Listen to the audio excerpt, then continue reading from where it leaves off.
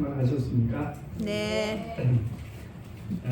날씨가 변덕이 심하고 또 아주 춥기도 하고 또 한편으로는 또 뭐 따뜻하기도 하고 그렇습니다.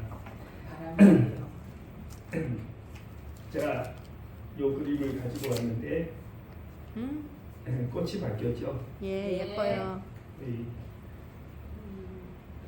월요일인가 제가 정확히 기억이 나지 않는데 우리 꽃차 우리 김정혜 사장님이 꽃을 바꿔주고 가셨습니다.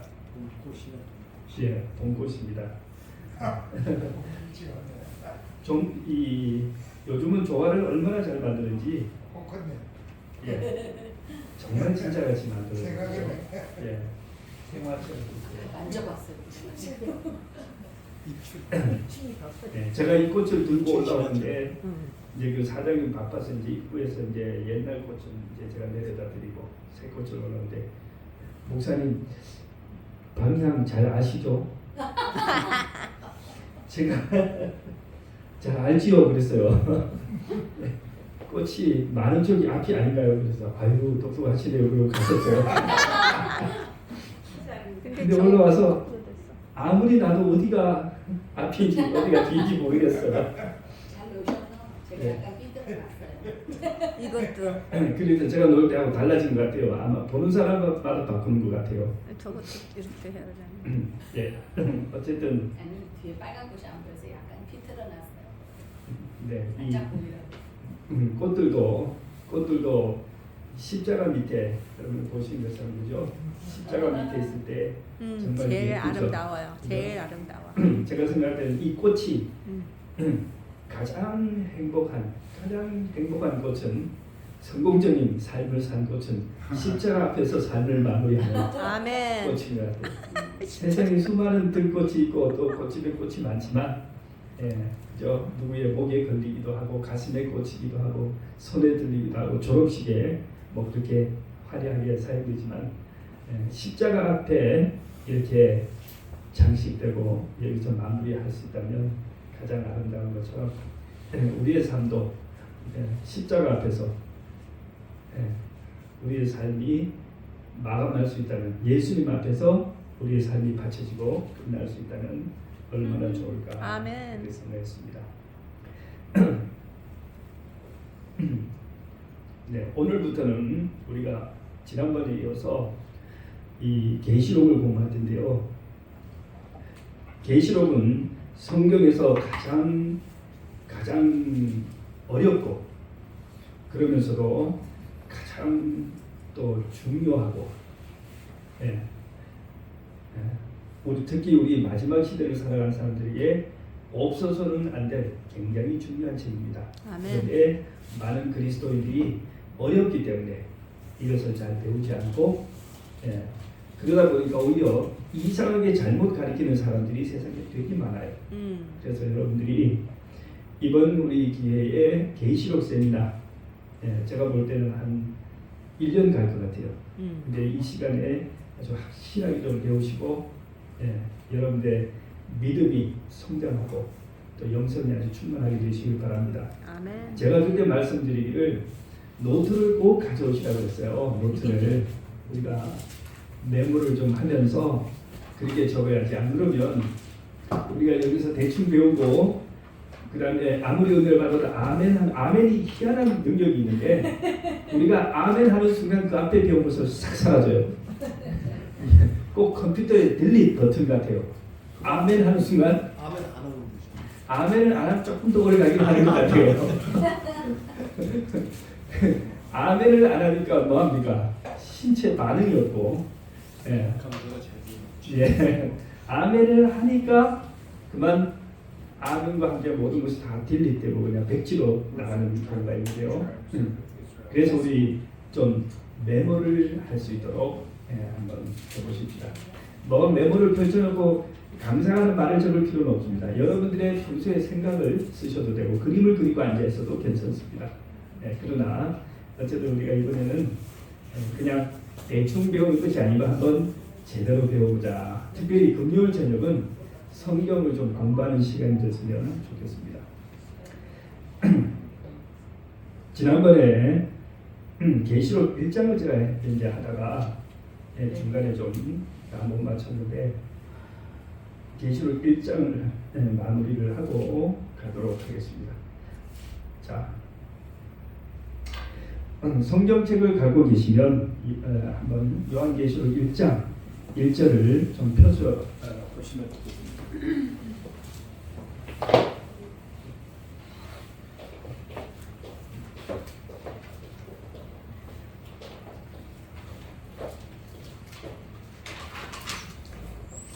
네. 오늘은 우리가 2장을 본문을 배우기 때문에 제가 1장 여기서 찾아있진 않고 그냥 성경책으로 읽도록 하겠습니다. 예수 그리스도의 계시라. 이는 하나님이 그에게 주사 반드시 속히 일어날 일들을 그 종들에게 보이시려고 그의 천사를 그 종 요한에게 보내어 알게 하신 것이라. 요한은 하나님의 말씀과 예수 그리스도의 증거 곧 자기가 본 것을 다 증언하였느니라. 이 예언의 말씀을 읽는 자와 듣는 자와 그 가운데 기록한 것을 지키는 자는 복이 있나니 때가 가까우니라. 그랬어요. 엄숙하죠? 때가 가깝다고 했습니다. 자, 지난번에 우리는 하나님께서 주신 예수님의 계시고 그 계시를 받아 기록한 사람이 요한이라고 했습니다. 예수님의 12 제자 가운데 한 제자 요한이죠. 근데 이 사람이 복음을 전하다가 만모섬이라고 하는 곳에 유배를 가서 어느 날에 계시를 받았어요? 주의 날에 계시를 받았어요. 이 위대한 전도자가 매한식일 수백 수천 명의 앞에서 설교를 하던 이 전도자가 유배를 가가지고 독방에 감금이 되고 거기도 어디로 갔어요? 서울로 갔어요. 보이는 것이라고는 그냥 푸른 지평선, 아니 수평선, 그죠? 물밖에 없어요. 거기에서 특별히 안식일에 그 떠나온 교회를 그리워하면서 그렇게 할 때 성경의 주의 날은 안식일이라고 했죠. 주의 날은 안식일입니다. 안식일에 하나님을 그리워하고 홀로 기도하고 성경을 보면서 예배를 드릴 때 그때 뭘 받았어요? 계시를 받았습니다. 하늘이 열리면서 장엄한 예수님의 모습과 하늘의 계시가 나타나는데 자, 그러면 요한계시록이 우리가 볼 때는 너무 복잡하고 너무 난해하고 도대체 뭐가 뭔지 모르겠다 이렇게 생각하실 수 있어요. 그래서 자, 요한계시록을 좀 간단하게 구조를 제가 만들어 가지고 여러분들 앞에 좀 보여드리려고 가져왔습니다. 자, 맨 왼쪽에 보면 지도가 있죠.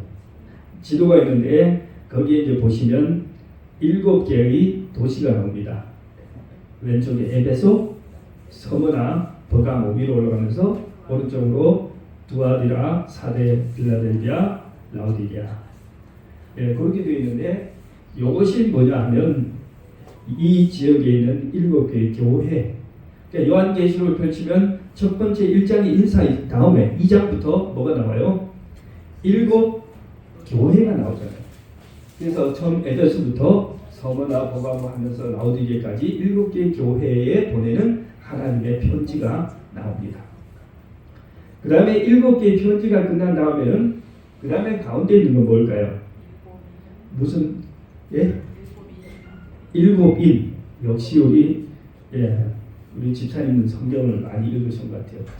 저는 이 그림을 보면서 무슨 소세지를 굽고 있나? 자, 이제 막 불이 타고 있는 이글거리고 있는 그죠? 거기에 뭐가 있어요?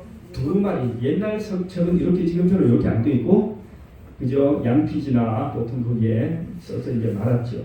그래서 이제 두루마리도 있고, 그 두루마리가 말린 마지막 부분에 이제 뭐 했어요? 이제 뜯지 못하도록 이렇게 이제 밀봉을 하고 아마 이렇게 탁 왕의 도장을 딱 찍어서 아무나 함부로 열어보지 못하게. 이것을 열어볼 수 있는 뭐가 있어야 돼요? 권한이 있는 사람만 이것을 오픈해서 열 수 있는데 그 장면이 이제 계시록 4장과 5장에 하늘의 보좌가 펼쳐지고 이 7개의 인을 떼고 책을 열 수 있는 그 합당한 사람이 누구예요? 어린 양. 일찍 죽음을 당했던 같은 어린 양 예수님이 이 인봉을 떼기에 합당하시다. 그게 이제 4장 5장이고요. 그 다음에 이제 6장부터 뭐예요? 7개 인을 하나씩 7개의 인을 하나씩 뗄 때마다 하늘에서 하나의 계시가 사건이 일어납니다. 그렇게 해서 이제 7개의 인이 끝나면 그 다음에 이제 뭐가 등장해요? 그 다음에 이제 7 나팔이 나와요. 네. 자, 그러면 요 이제 여기가 되게 복잡한 것을 제가 봤더니요 이렇게 되어 있습니다. 여기 이제 7인이 1, 2, 3, 4 해가지고 7개가 나오는데 7개의 인이 떼질 때 뭐가 다시 오픈돼요? 7개의 나팔이 오픈이 돼요. 그 다음에 7번째 나팔이 불 때 밑에 또 뭐가 나와요? 7개의 대접이 또 이제 쏟아지면서 사건들이 나와요. 그래서 전체적으로 계시록 구도가 막 뒤죽박죽이 돼 있어요. 우리가 보기에는. 그런데 이런 구조를 마음속에 머릿속에 그리시고 담아 놓으시고 이제 계시록을 읽으시면 이제 구조가 좀 헷갈리지 않고 이해가 될 것입니다. 자, 계시록은 이게 다입니다. 계시록은 이게 다예요. 다시 한번 봅니다. 7 교회, 그 다음에 7 인. 자, 7인을 떼는데 밑에 뭐가요? 7번째 인을 뗄 때 7 나팔이 불게 돼요. 하나하나. 그 다음에 7번째 나팔을 불 때 7개의 대접이 쏟아져요. 그렇게 하면 사실은 계시록의 핵심은 뼈대는 다 끝난 것이고 여러분들이 본 여러 가지 그 좀 기억하고 계시는 여러 가지 환상들은 대체로 이 사이에 또는 이 중간에 삽입과 같이 드러나오는 그런 장면들입니다. 자, 요거를 제가 좀 더 여러분들이 이해하시기 쉽도록 장으로 만들어 봤습니다. 요것도 아니고 여기입니다. 네.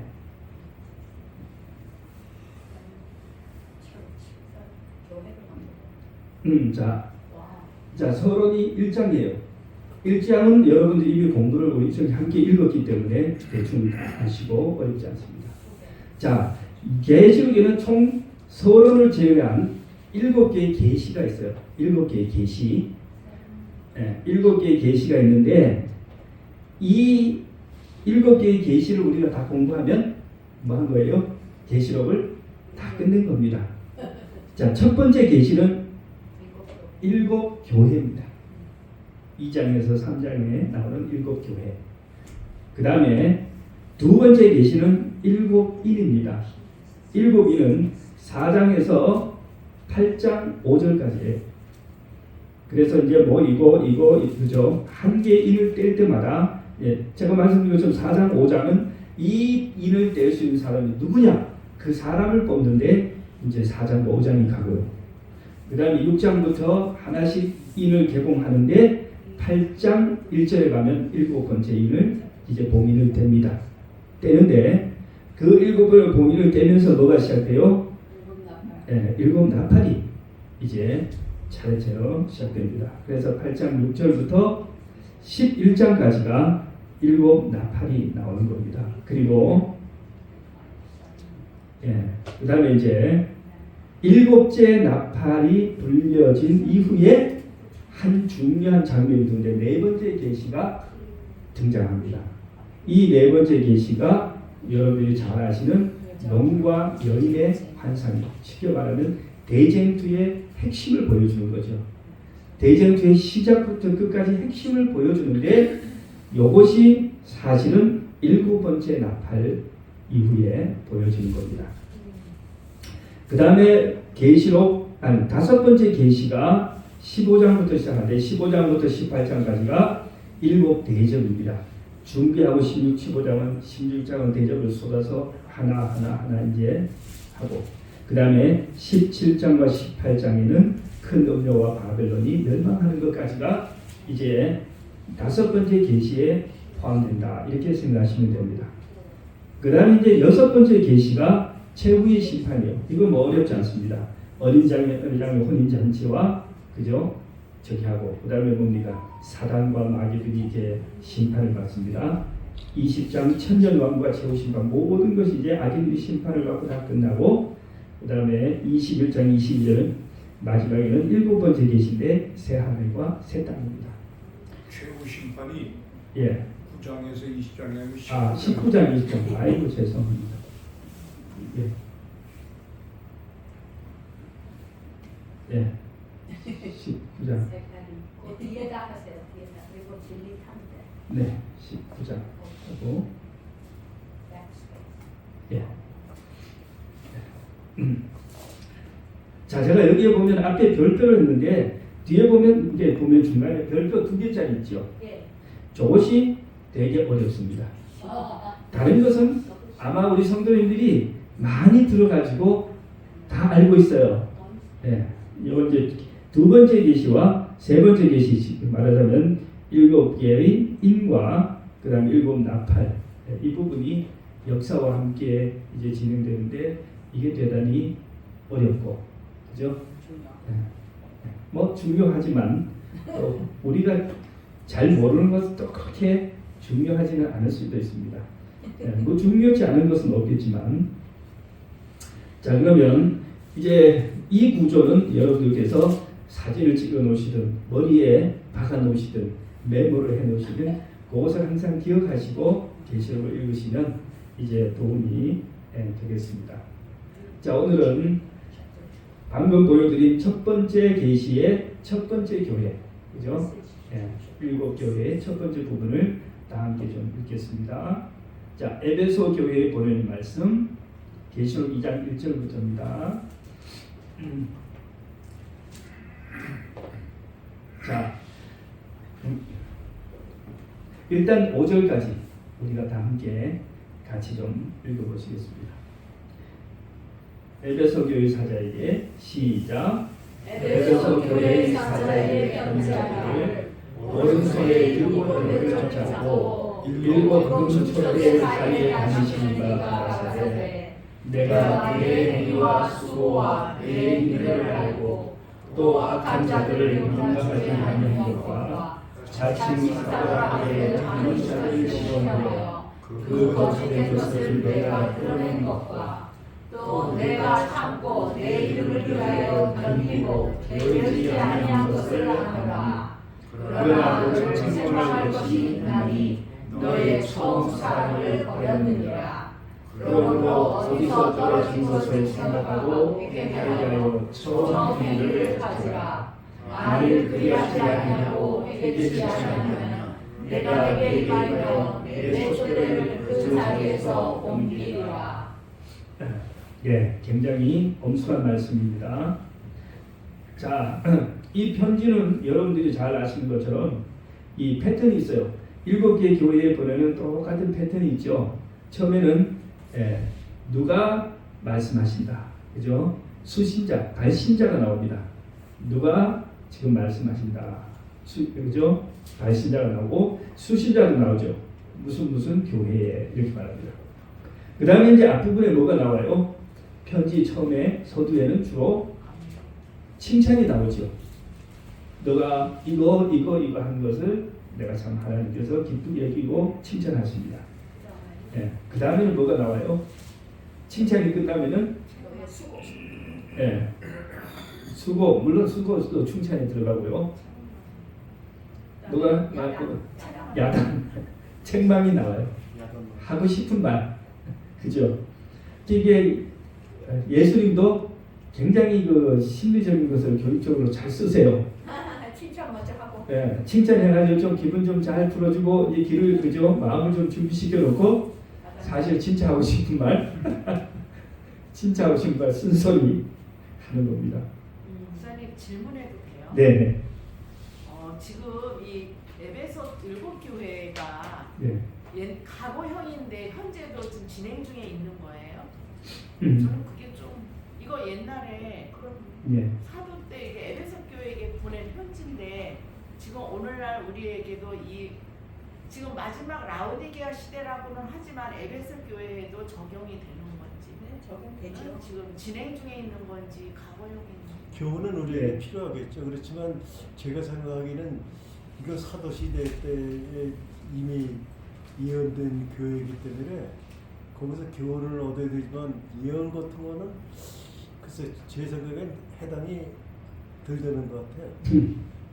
아니 우리한테 네. 개인적으로는 메시지가 되는 거죠. 그래서 그러니까 아까 그냥 교훈은 거기서 받을 수가 있지만 일단 그러면은 요구를 좀 하고 또 우리 뭐 목사님께서 계시니까 또 목사님께서 마지막에 좀 보충을 해주시면 되겠습니다. 그래서 내가 그걸 네.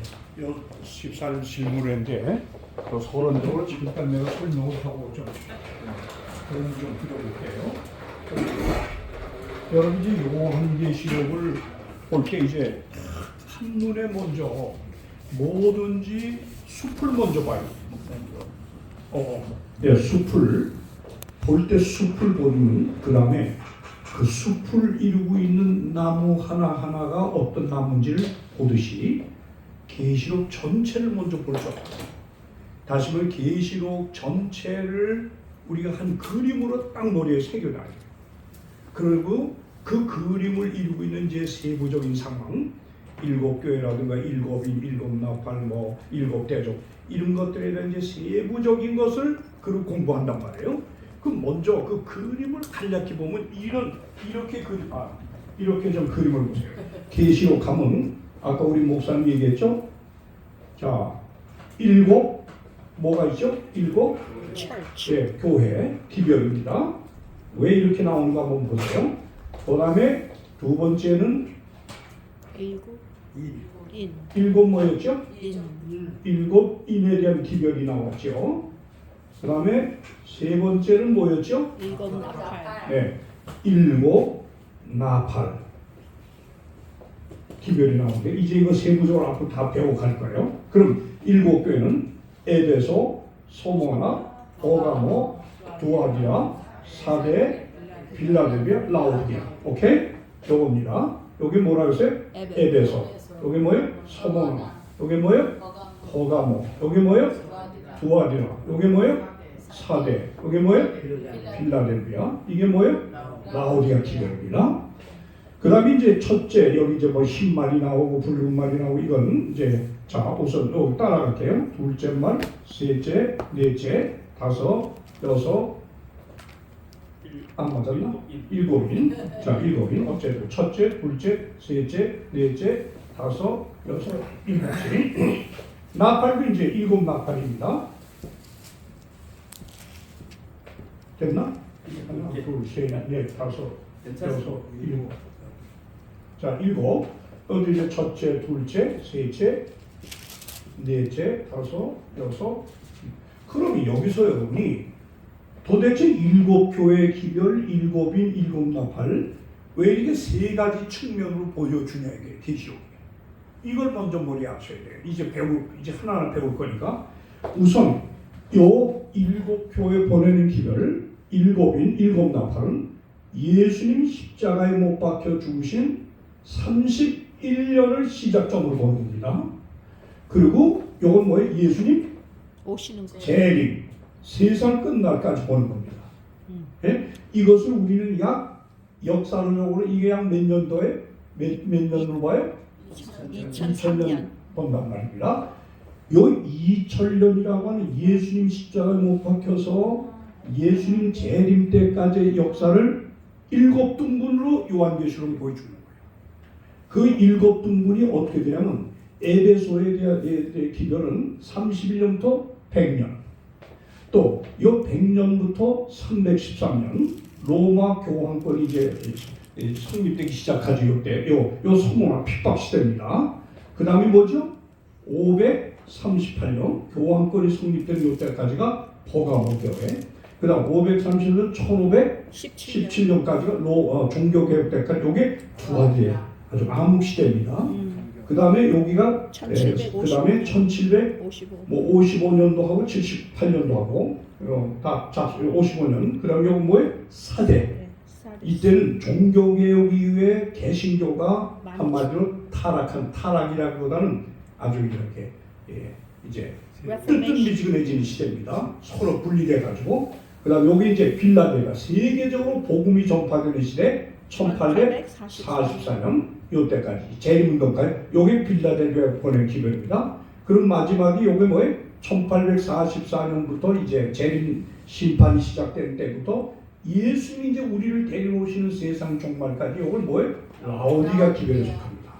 그러면 2000년에 일어날 일을 하나님이 역사적으로 보여준데 일곱 교회는 뭐냐? 한마디로 이 2000년 시대를 이끌어가는 하나님 백성들의 신앙 상태를 보여준 것이 뭐다? 일곱 교회 편지란다. 편지 에베소에 보내는 편지를 통해서는 물론 1차적으로 아까 이제 우리 집사님 이 기별은 1차적으로는 그 시대 사람들에게 적용하는 겁니다. 알았죠? 그 다음에 2차적으로는 보세요. 여기 각 시대마다 적용이 되는 겁니다. 이 시대를 보여주는 거예요. 미리. 교회. 그 다음에 마지막 세 번째는 삼중기별이야.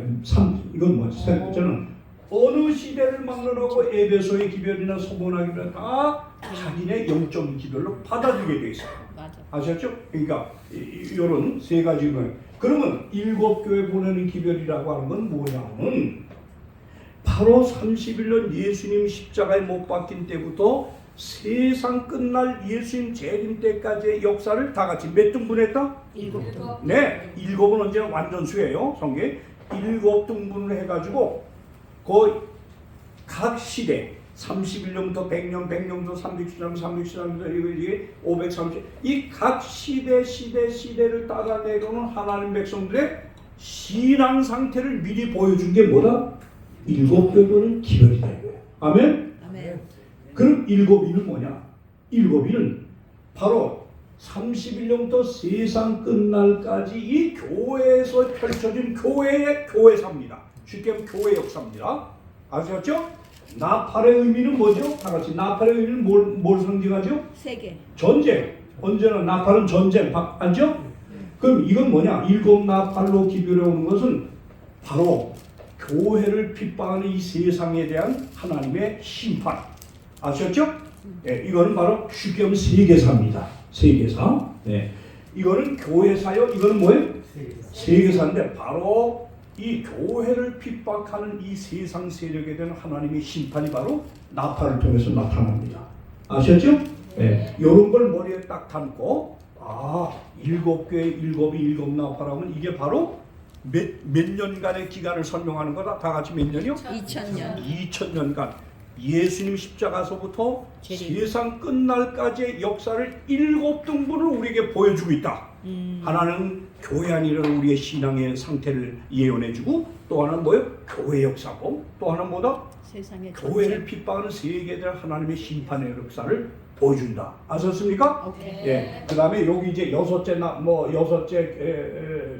나팔이 여섯째 인을 떼고 일곱째 인땐 사이에 이제 그 사이에 이 삽입 들어가는 기별도 있어요. 그건 뭐 지금 제가 설명할 건 아니고 목사님 다 하겠지만 그래서 이런 걸 머리에 딱 담고서 일곱 교회의 기별은 첫째 아까 얘기했죠. 먼저는 그 시대. 지금 터키에 있는 나라입니다. 아까 목사님 지도로 보여주죠. 에베소, 소모나, 보가모, 두아디라, 사데, 빌라델피아, 라오디아. 이게 도시예요. 도시. 그런데 그 당시에 사도 요한이 밤모섬에서 계시를 받아가지고 그 계시 받은 걸 편지 형태로 해서 누구에게 보냈어요? 에베소 교회.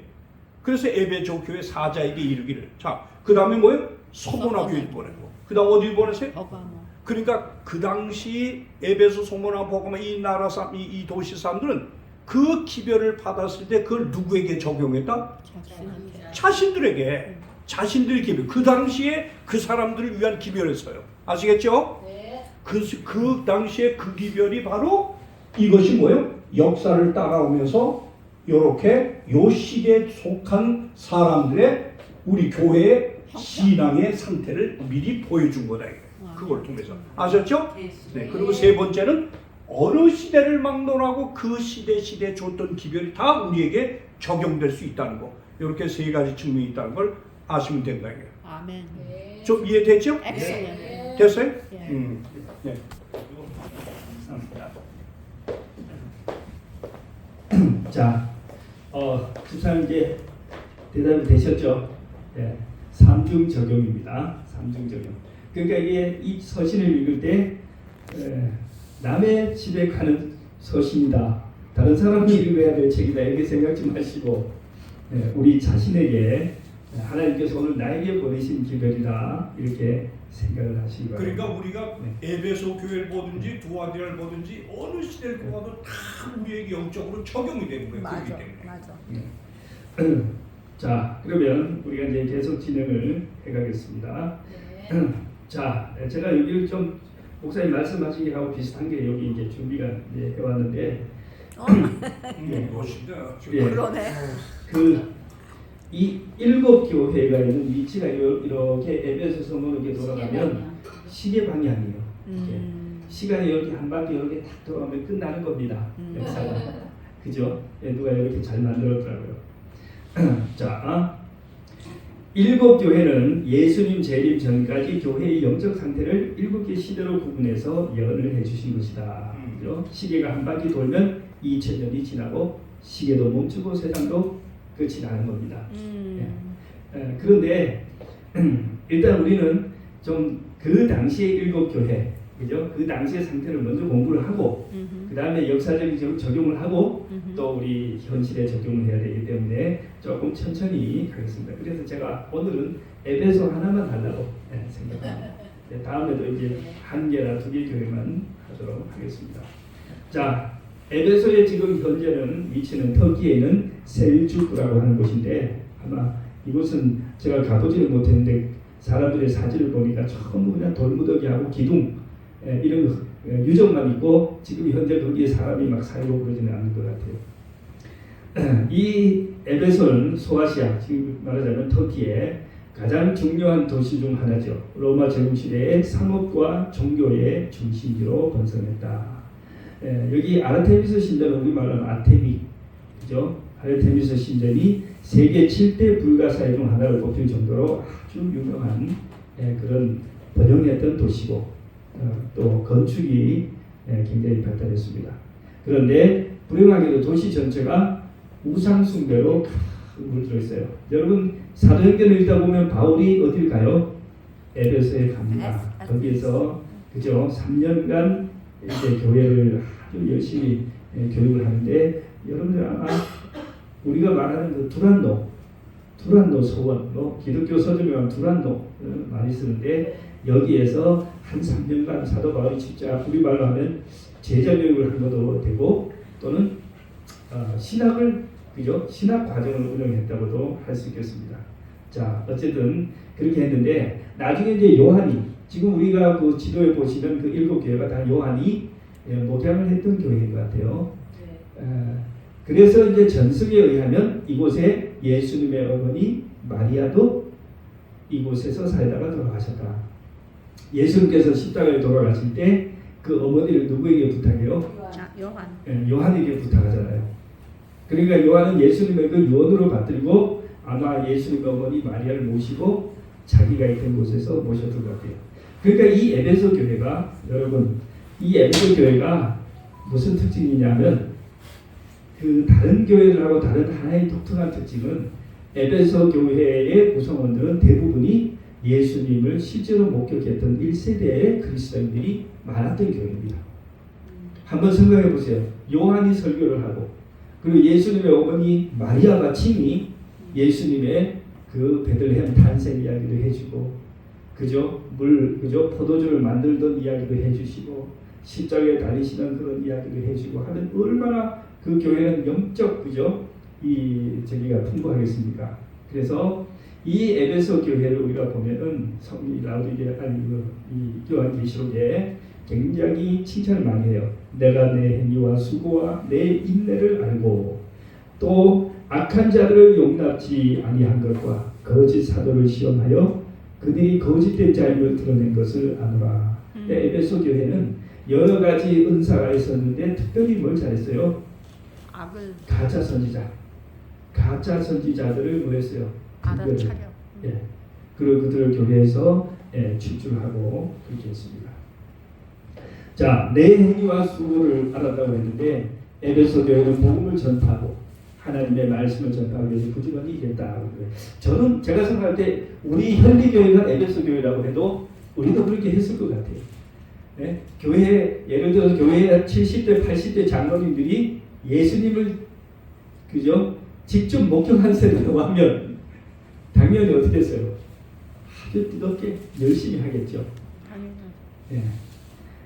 바울과 그의 제자들 그죠? 바울 사도가 에베소 교회에서 직접 뭐 했어요? 3년이나 목회를 하시고 그 다음에 또 후대는 누가요? 요한이 목회를 하는 그런 교회 참 대단하겠죠. 자, 그 다음에 악한 자들을 용납하지 않았다 그랬어요. 자, 에베소는 교회는 거짓 사도들의 가르침을 분별하고 교리의 순수성을 지키기 위해 노력했다 그랬는데 여기에 보면은 이 에베소 교회에 보면은 기별의 그 끝부분을 보면 니골라 당의 행위를 얘기합니다. 니골라 당의 행위를 나도 싫어한다. 그런 얘기가 나와요. 그래서 니골라 당이 무엇일까? 이제 이렇게 사람들이 연구를 좀 하는데 저도 이제 보니까 이 얘기를 사람들이 대단히 많이 해서 가지고 왔어요. 근데 이 이야기가 아니기를 바랍니다. 정확하게 제가 보는데 니골라라고 하는 이름이 성경에 하나 나와요. 근데 나오는데 사도행전 6장 1절에서 7절을 보면은 여기에 사도들이 너무너무 일이 이제 많아가지고 구제의 일을 막 이제 돕는데 유대파 과부와 헬라파 과부가 막 불만을 가지고 사도들에게 항의하니까 그 때문에 너무너무 골치가 아프고 복음 전도를 못하고 사도들이 힘드니까 뭐 했어요? 성령 충만한 사람 7명을 뽑아서 우리가 집사 안수를 하고 그들에게 이런 일을 맡기자. 이렇게 해서 7명의 사도를 뽑는데 집사를 뽑는데 이름에 누가 나와요? 니골라가 나옵니다. 근데 제 생각에 뭐 니골라가 세상에 한 명뿐이었겠나 뭐 그런 생각도 들고 또 어떤 분들 설명을 들어보면 맞을 것 같기도 하고 그런 우리 성경 주석에도 가타부타하게 말씀하지는 않았어요. 이런 이론이 있다고 설명했는데 여기 보면은 유대교에 입교했던 안디옥 사람 니골라를 쓸까요? 이런 말이 나옵니다. 그래서 집사를 안수했는데 대체로 당시 예수님의 제자들이나 여기에 선발된 집사들은 다 유대인이었어요.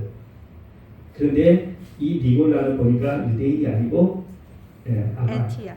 예? 안티악에서 안디옥 사람인데 이방인이었던 거예요. 이 이방인이 먼저 유대교에 입교했다가 나중에 예수님의 복음을 듣고 그리스도에 있는 무리에 가입을 해서 뭐까지 됐어요? 집사까지 됐어요. 근데 그분인지 아닌지는 알 수가 없다. 제 말씀이. 그래서 우리가 천국에 가보면 알 수 있는데 이렇게 설명하는 분들이 있고 또 그럴듯하기도 하지만 제가 생각할 때 사도들이 에베소 교회 초기 교회 사도들이 기도하고 정말 성령의 인도함으로 뽑았던 사람들 가운데 이런 일이 생기지는 않았겠지 않느냐 그렇게 생각합니다. 자, 어쨌든 이 니골라당은 뭐냐? 니골라당은 당시에 영지주의라고 하는 영지주의의 한 분파로 생각하는데 이 니골라당의 이 교리는 우리가 이제 성경을 통해서 영지주의 교리를 조금 추측해 보면 상당히 좀 지금은 다 없어졌습니다. 그러나 당시의 영지주의는 굉장히 기독교계에 굉장히 아주 영향력이 컸고 많은 사람들이 거기에 가담을 한 것 같고요. 이론은 이제 대체로 그렇습니다. 영지주의는 이제 이 하나님만 섬기는 것이 아니고 누구를 섬기냐 하면 말하자면 여러 신을 섬깁니다. 온 우주에 엄청나게 많은 신을 섬기고 이제 최고의 신이 꼭 뭐냐 하면 지식이에요. 지식이 최고예요. 그래서 그리스의 철학에 의해서 만들어진 그런 종교 같은데 하나님도 인정을 하고 그 다음에 예수님도 인정을 해요. 그래서 꼭 우리로 말하면 지금 힌두교 비슷해요. 자기네들의 복잡한 신앙 체계가 있고 새로 들어온 종교 기독교도 힌두교는 배척하지 않아요. 예수님도 그 중에 한 신이 되는 것이고, 부처도 한 신이 되고 그래요. 그래서 이제 여기 사람들이 크게는 뭐냐 하면은 영은 순수하고 깨끗하고 거룩한 것이고, 그 다음에 육체는, 눈에 보이는 물질이나 육체는 아주 적응한 것이다, 이렇게 생각했어요.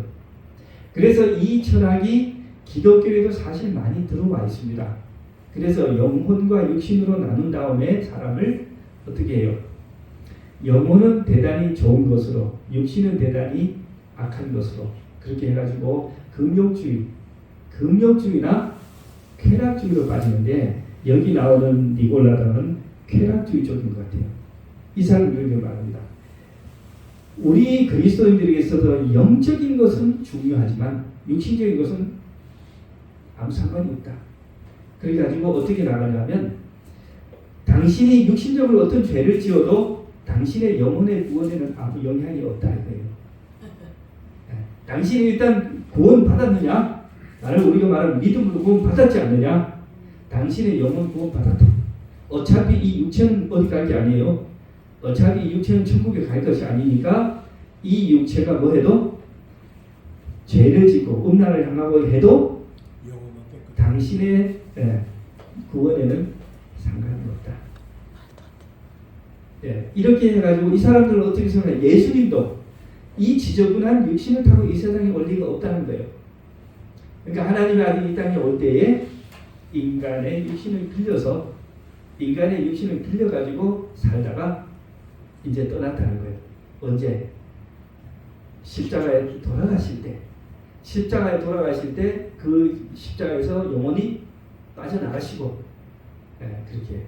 자, 가현설이라고 해요, 이걸. 그래서 이런 모든 것들이 이 1세기의 기독교인들에게 용납이 돼요, 안 돼요? 진짜 그리스도인들에게 안 돼요. 그들은 예수 그리스도와 함께 먹고 자고, 마리아는 예수님 직접 친히 낳고 키우고, 그 다음에 그들은 예수님이 고난 받는 걸 다 봤어요.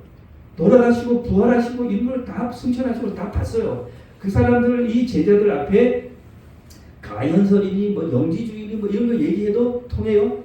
안 통해요.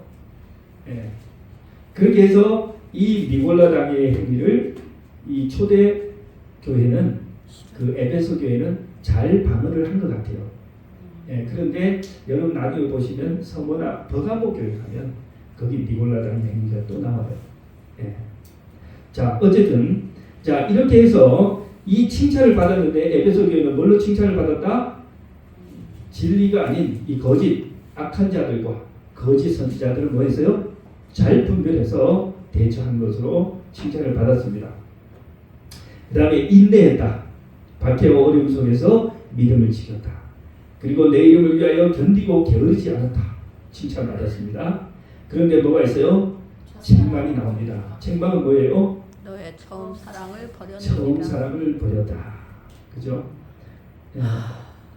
에베소 교회가 초기의 열정을 잃어버리고 형식적이고 의무적인 신앙생활로 변질됐다. 아, 우리랑 똑같아. 그죠? 이게 인간의 본성이잖아요. 네. 처음 예수님을 만났을 때는 정말 너무나 그 깊은, 진짜 첫사랑과 같이 온 감정과, 그죠? 모든 것이 거기에 동화되지만은, 자, 이제 일정 시간이 지나고 반복이 되고 매너리즘에 빠지잖아요. 루틴해지잖아요. 그러면은 부부간에도 뭐예요? 부부간에는 정말 형식적으로, 또 이제 사랑이 없이, 애정이 없이 그렇게 부부관계를 유지하는 것처럼 에베소 교인들이 예수님께 대한 권태기에 빠졌어요.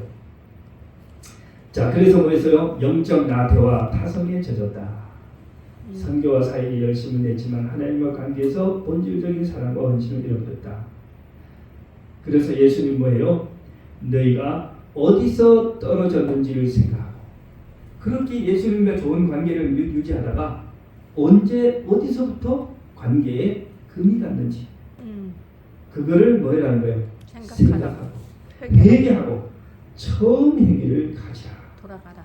근데 엄숙합니다. 만일 그리하고 아직 그리하지 아니하고 회개하지 아니하면 내가 네게 가서 내 촛대를 막겠다.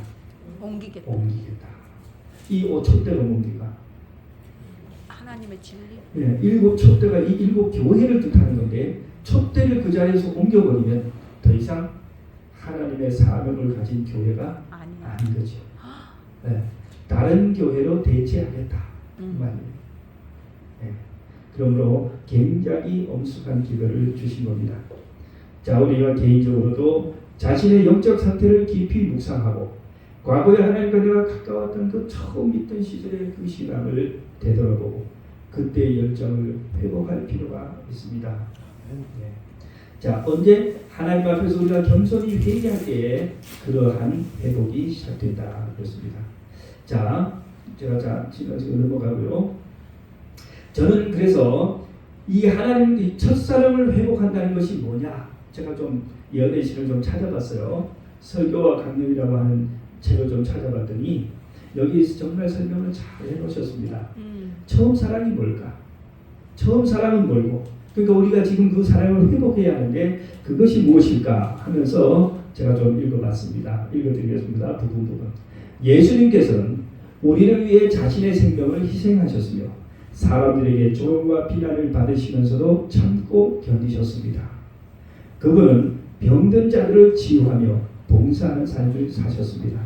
이러한 사랑이야말로 그분의 제자들이 삶 속에서 실천해야 할 사랑입니다. 이게 뭐예요? 봉사. 자기 희생. 자기를 희생하고 병든 자들을 치유하는 이런 봉사의 삶이 뭐라고요? 이게 예수님이 이 여기에 계시록에 말씀하셨던 그 첫사랑이라고 해요. 그러나 에베소 교회 성도들은 점차 그리스도의 온유함과 자비로움을 잃어버렸습니다. 본래 그들이 지니고 있던 신앙의 원칙과 아름다운 성품이 무너져 내렸습니다. 그들의 삶에서 사랑이 점점 사라지면서 결국 그들은 예수님이 자신들에게 가장 소중한 분이라는 사실을 잊고 말았습니다.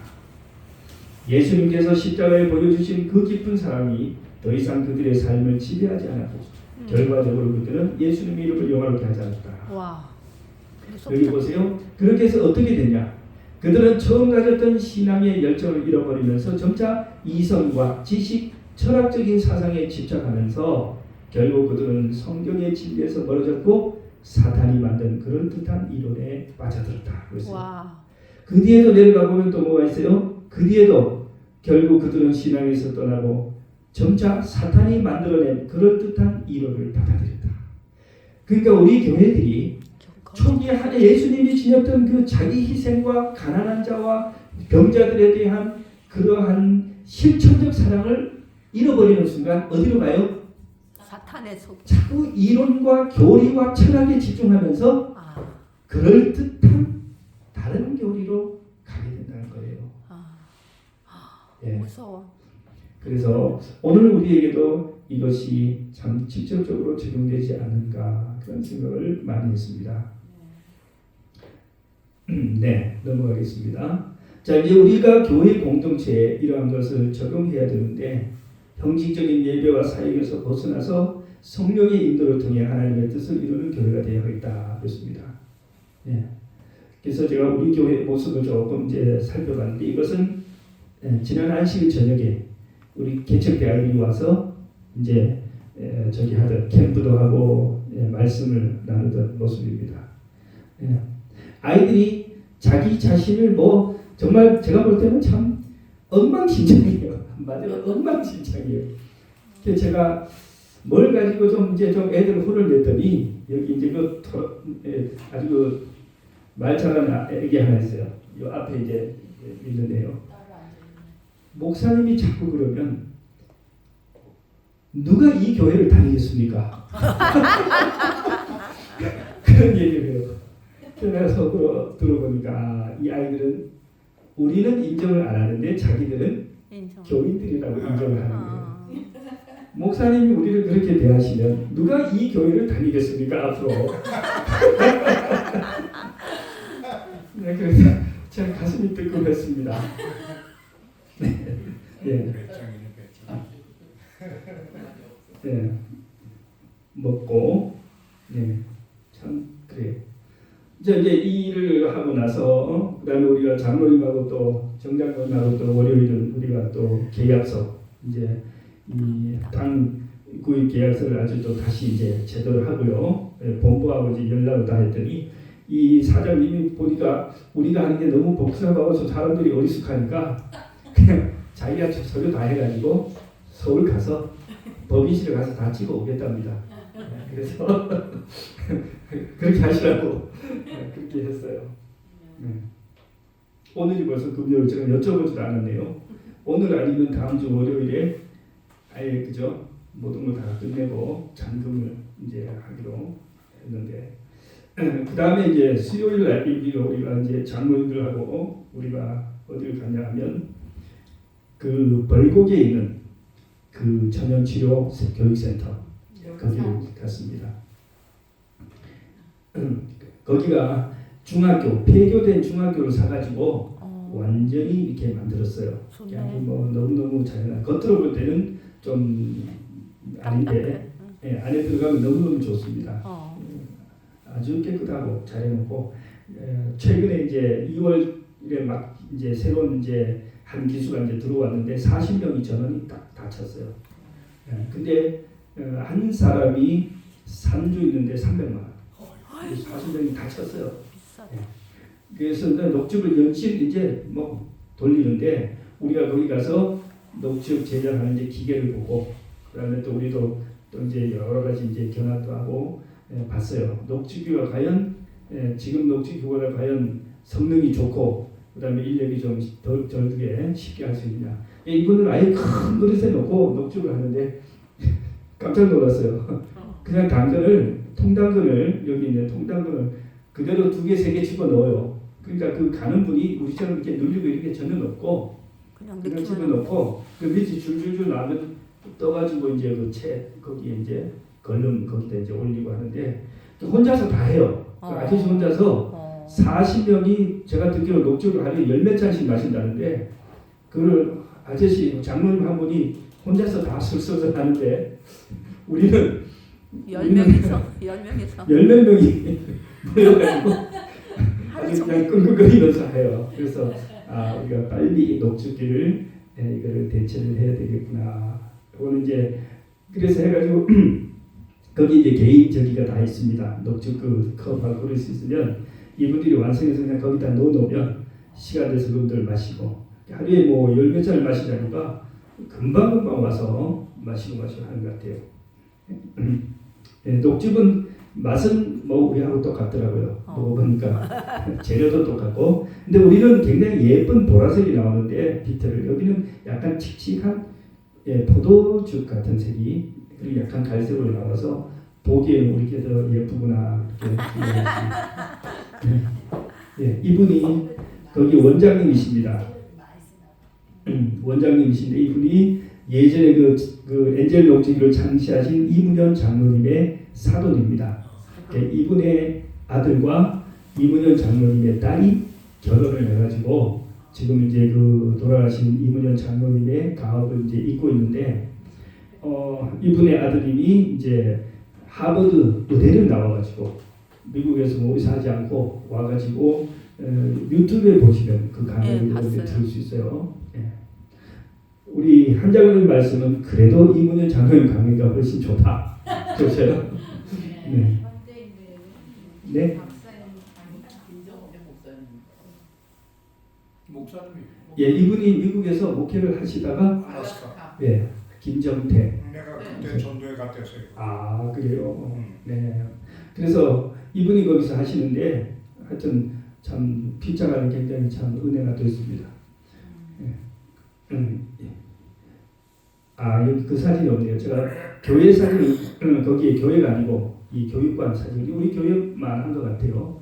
또 이렇게 막 이런 것도 있고 하여튼 뭐 거기서 그 환자들이 열심히 이제 건강 강의도 하고 또 이제 성경을 가르치는데 아침 저녁으로 체포를 하는데 그 뭐 개신교회 목사님들도 많이 오고 스님도 승복을 입고 앉아가지고 그렇게 공부를 하고 그렇게 한대요. 그래서 그들이 성경을 잘 가르치고 예언도 가르치고 하여튼 한 그 3주 안에 하여튼 뭐 다 가르치고 필요하신 분들 이제 원하는 분들 치료도 받고 그렇게 하고 그다음에 집으로 돌아가서 이제 집 가까이 교회를 찾아가고 또 그곳에서 이제 자기들이 여기서 배운 것을 집에 가서 그대로 실천하도록 그렇게 한답니다.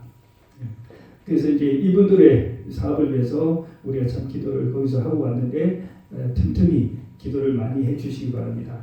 그래서 이제 이분들이 그 전에 그 녹즙기를 이제 우리한테 중고로 팔기는 했는데 우리가 너무 힘드니까 그 자동이 아니어서 완전 수동이어서 그래서 이번에 이 기계로 이 이제 저거 있는 여기처럼 크지는 않지만 바꿔치. 그 파쇄기가 자동이 있어서 이제 갈아주는 그걸 우리가 했는데 이제 770만 원 정도 우리가 추가로 더 내야 되는데 고맙기는 하여튼 그분들이 예전 기계값은 우리 살 때 그 돈을 그대로 다 보상해줘서 그렇게 되는 겁니다. 그래서 1,300만 원이에요? 원래는 이제 1,174만 원이고 거기다가 세금이 붙으면 세금이 붙으면 1,300만 원 되죠. 1,300만 원이 되는데 그 전에 500만 원 이제 하고 555 저거 낸 거를 이제 다 공제하고 770만 원만 내면 1,200만 원짜리 그 거를 이제 주기로 했습니다. 그래서 하여튼 이를 위해서 기도해 주시고 또 이제 우리 후원하는 헌금을 내주시면 하겠습니다. 그래서 저는 이제 오늘 말씀을 우리가 요약하면서 설명하는 건 예. 그림 없나요 사진이? 여기에 똑같은 것은 없어요. 왜냐하면 여기는 대형만 있더라고요. 그거만 보죠. 만들어야 된대요. 보시긴 했고. 예, 우리 아니 보지도 못했는데 우리가 이번에 보고 싶으려고 했던 건 뭐냐면은 파색이라고 하는 것이 과연 얼마나 우리의 이 노력 저걸 덜어주느냐, 우리의 수고를 얼마나 덜어줄 수 있느냐 그걸 봤는데 일단 상당히 이제 그 에너지는 세이브 될 것 같아요. 거기 또 이 사람들은 아예 손도 안 대고 그냥 이제 당근을 던져 넣기만 하는데 제가 볼 때 우리는 와서 그거보다는 좀 작을 테니까 좀 우리가 하더라도 뭐 그렇게 막 지금처럼 막 체중을 실어서 누르고 막 그러지는 않을 것 같습니다. 근데 그 사이즈는 우리가 지금 가지고 있는 것만 해요. 똑같아요. 예, 예. 지금 가지고 있는 것만 해요. 네. 기능만. 그래도 새 거니까 좋지 뭐. 네. 자, 그래서 이제 제가 오늘 이걸 왜 이렇게 말씀을 드리냐면 교우님들 관심이 있기도 하고 이 에베소 교회, 에베소가 교회가 지녔던 처음 사랑이 뭔가 제가 계시록을 쭉 하고 하이브인의 말씀을 좀 볼 때에 결국은 가난한 사람과 병자들을 위한 실천적 사랑이더라고요. 희생적인 사랑. 실천적 사랑. 그러니까 우리가 그들을 위한 사랑의 노력과 봉사를 하나도 하지 않은 채 오직 순수한 진리만 가지고 우리가 어떻게 복음을 전할 수는 없습니다. 아멘. 그 아마 에베소 교인들은 그것을 하다가 열심히 하다가 어느 순간부터 그 주님에 대한 사랑이 식으면서 그러한 사랑을 실천하지 않게 되고 이설들이 교회에 들어오게 되고 교회가 형식화되고 이렇게 냉랭해지고 그렇게 됐던 것 같아요. 그래서 우리 현리교회도 우리가 뭐 하지 않으려면 이러한 형식주의 신앙으로 가지 않으려면 계속해서 영혼들을 접촉하고 나눠주는 사람, 희생하는 사람, 실천적인 사랑을 우리가 계속 할 때에 이 예수님과의 첫사랑을 유지할 수 있지 않겠나 그렇게 생각합니다. 아멘. 우리 교우님들 말씀 기억하시고요. 자, 오늘 기도하고 마치도록 하겠습니다. 하늘에 계신 아버지 하나님, 오늘 또 저희들에게 계시록 공부 첫 번째 교회 하나님께서 너무나 사랑하셨고 이 지상에 세웠던 첫 번째 교회 에베소 교회가 어떠한 상태였는지 저희들이 배울 수 있게 해주셔서 감사합니다. 아멘. 이 에베소 교회는 참으로 예수 그리스도를 직접 목도했던 사람들, 예수님의 12제자들이 직접 활동했던 그런 교회입니다. 그 교회가 처음에 참으로 놀라운 사랑을 발휘하고 폭발적인 전도를 하고 하루에 3,000명씩 회개하는 기적들이 있었지만 그러나 얼마의 시간이 지난 후에 그리스도의 사랑을 실천하지 아니하므로 또 그들이 여러 가지 정말 개인적인 삶에 바꿔 예수 그리스도에 대한 그러한 시간을 충분히 갖지 않으므로 결국 그들은 형식주의와 냉담에 빠지고 형식적인 신앙과 또 교회 안에 여러 가지 이설과 오류가 난무하게 된 것을 보았습니다.